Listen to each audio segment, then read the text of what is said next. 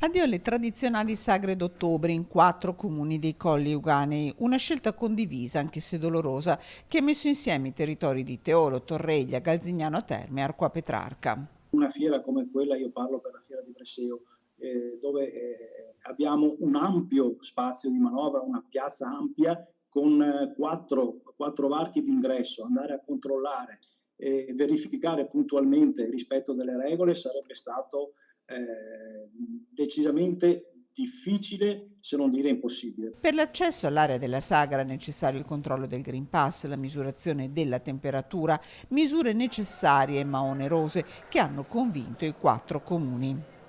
Noi abbiamo fatto una scelta un po' più di responsabilità, ragionando non solo da sindaci, ma anche ovviamente da padri di famiglia.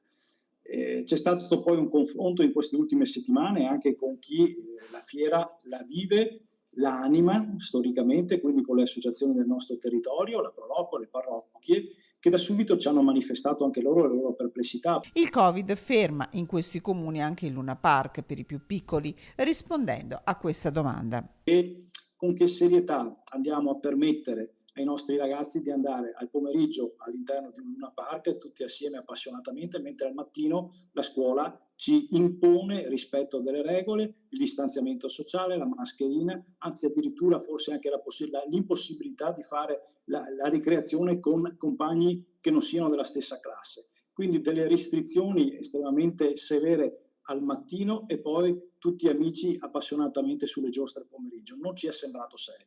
Rimandate al 2022 la sagra di Bresseo, di Galzignano Terme e di Torreglia, come la festa delle giuggiole di Arquà.